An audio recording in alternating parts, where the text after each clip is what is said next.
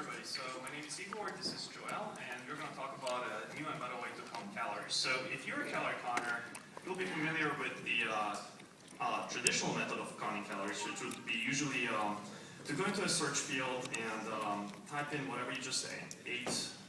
In my case, I had a bagel for breakfast. You would find whatever, in the search results, you would pick the right result. You may want to adjust the serving size. You may want to say it was a large bagel, and maybe you had 3. All right, fine. So you'll put it back to the size that you needed, and then you'll add it to your food log. So if you eat 20 foods, which is what we know the average number of foods that people eat in a day, this process took about 30 seconds. If you ate 20 foods and you wanted to log all of them, it would take you 10 minutes to do that. So we really wanted to find a better way for our users to do that, and this is what I'm calling it now. Really don't know how this is going to work with the microphone, but let's give it a shot. 1 cup of milk, 1 bowl of cereal. All right, so we've never tested this with a microphone before, but it seems to have worked.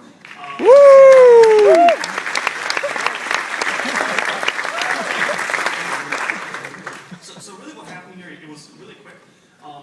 We actually recorded the audio file, we sent it to our speech partner, iSpeech, who returned essentially a string, a text string, which is here.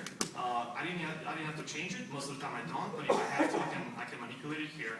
And then this text string was sent to Calorie API, which parsed the string and differentiated between serving sizes, quantities. So one is a quantity, cup is a serving size, milk is the food name. All these little things are sometimes tricky to figure out. And the last thing that happened is the actual word milk was matched to an actual food item that has its nutritional label and everything. And this is all structured data at this point, and I can just log it with one click of a button.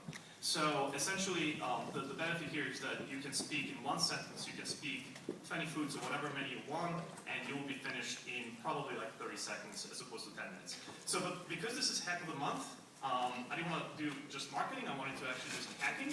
So, can we have the desktop, please?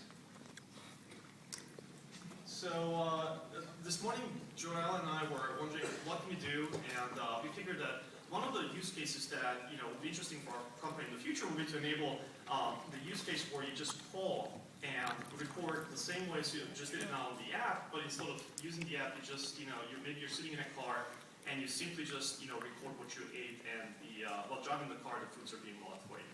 So what we'll do is we'll record a message on Twilio, and Joel is actually writing a script right now. He's referencing a few APIs. The first API is referencing the Calorie API.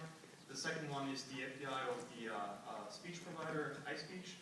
And he's going to grab the reference of the audio file. He's going to set it to a variable called recording. The very next thing he'll do is he'll actually send the variable recording to our speech provider, set it to the variable called transcribed, and then whatever comes back, which essentially will be a text string like we've seen before, if you remember, that string of text will be sent to the Calorie API, and we'll just finish the phone call with some sort of a quick response, and we'll say, I don't know, we're going to say, thanks, New York Tech Meetup, your foods have been logged.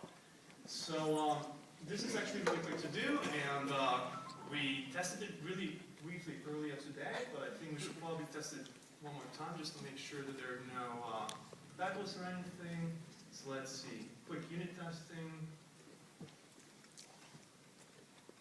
Okay, so at this point, what I'd like everybody to do is to pull out your phones. I know that the reception here is pretty bad. Sucks for everybody who's on AT&T, Verizon. This is the phone number that I want everybody to call. It's probably not going to work really beautifully because we'll be all talking at the same time, but it's just going to be fun, and I want to see what everybody ate for breakfast today. And I would really like to find out. So I'll do it as well. Let's pick a couple of foods. Remember, start with the quantity first. One, and then food name. Bagel, for example. So food, quantity, food name. I'm dialing. This is everybody else.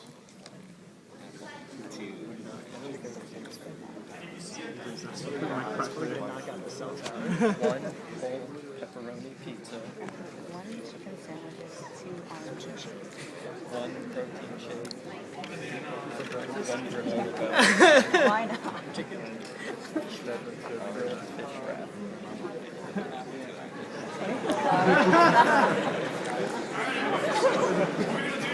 Just to wrap this up, Right. show you what you're ready for breakfast.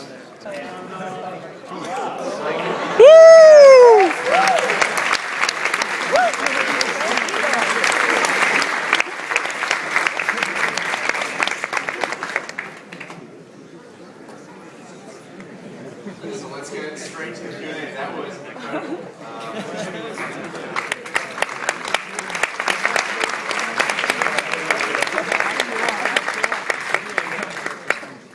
All right, so who has a question? Right over there.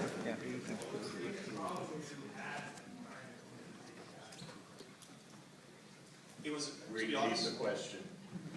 what was the biggest problem as we were trying to implement this problem or the solution? It really was parsing. You will still find occasionally cases where a food name has a quantity in the food name. I can't think of anything right now, but can anybody think of something? I'm sure you'll be able to use the food name and break this. 7-Up. 7-Up will probably not work. Actually, 7-Up, we had this on our list of foods where we treat this differently, but like you said, there's probably hundreds of foods that just don't follow strict, rigid rules, and those are a little difficult to to handle. But the nice thing is, I don't know if I was able to show you, but there's a feedback button at the bottom that says, was this not parsed correctly? And we've received this over the last couple of weeks, and we are continuously using that feedback to close the loop and improve the system going forward. All right, next question. Let's see. How about right there?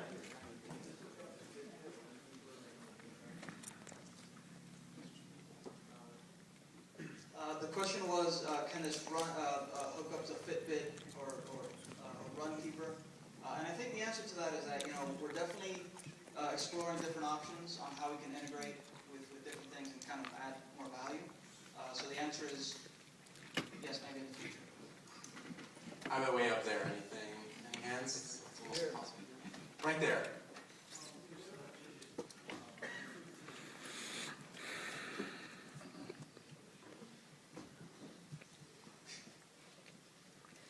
So the question was, can you parse dishes and only recipe ingredients? And the answer is slightly less efficiently.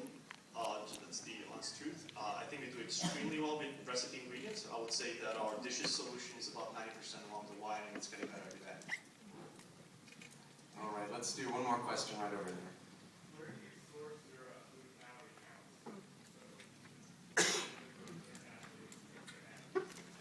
So the question was, where do the nutrition labels come from? And the answer is, we've been doing this since 2003.